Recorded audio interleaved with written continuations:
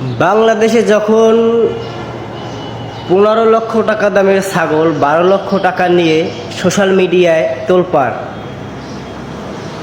বেরিয়ে আসছে পিঁপড়া খুঁজতে অ্যানাকন্ডার, সেই সময় আবার ছড়িয়ে দেওয়া হচ্ছে আমাদের বাংলাদেশের সোশ্যাল মিডিয়ায় ভাইরাল রাসেল ভাইপার।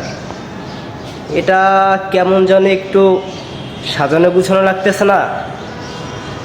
যাই হোক না কেন, যার যেই পরিকল্পনা থাকুক না কেন, ভাত দিয়ে মাছ ডাকার পরিকল্পনা হোক বা যেই রকমের টেকনিক খাটাক না কেন, সেটা নিয়ে আমাদের কোনো বিষয় না। বিষয় হলো গিয়ে এইটা, যেই বাংলাদেশে সারা জীবন শূন্য আসছি, কবিরাজরা তাবিজ দেয়, মাদলি দেয়, ফু দেয়, বিন্দা যায়, সেই দেশে কিনা একটা সাপকে নিয়ে এতটা তোলপাড়, এতটা আতঙ্ক।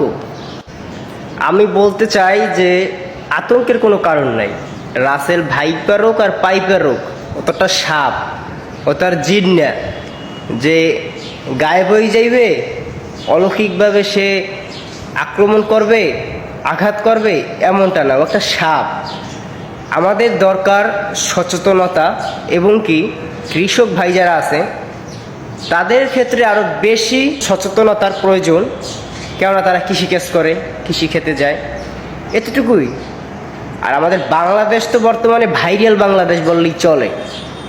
আমি একটা কথা বলতে চাই, এখন যদি আমাদের বাংলাদেশে বলা হয় যে রাসেল ভাইপারের তেল দিয়া বাত ব্যথা, মাজা ব্যথা, কোমর ব্যথা, পিঠ ব্যথা, গলা ব্যথা, চোহে ঝাপসা, গা চুলকানি, গলায় হাঁপানি, চুচি কাশি, চুল পড়া বন্ধ, স্বামী স্ত্রী দূরে থাকে, কাছে আনার চেষ্টা, কোনো স্বামী জড়াবে না পরকীয়ায়, থাকবে আডার মতন লাগিয়ে, এইসব কথা যদি বলা হয়, আমার তো ধারণা বাংলাদেশে যতগুলো মানুষ আছে ওরা যদি ধরা শুরু করে এই তেল তোল বানানোর জন্য পাউঠার মাউঠার, হ্যাঁ তো মনে করে রাসেল ভাইপার তো দূরের কথা, রাসেল ভাইপারের নামডারে পর্যন্ত লেককে সুবাইয়ে মানুষ পানি খেয়ে কে জানে যে রাসেল ভাইপারের এত গুণাগুণ। তার নামডারে লেখা কিছু কবিরাজ আছে যে নাম লেখা মাদলি বানাই কবি, এটা সুবাইয়ে সকাল সন্ধ্যা 2 বার পানি খাইবেন, আলহামদুলিল্লাহ সব রোগের সমস্যা এই তাবিজ। আশা করি সম্পূর্ণ বুঝতে পারছেন।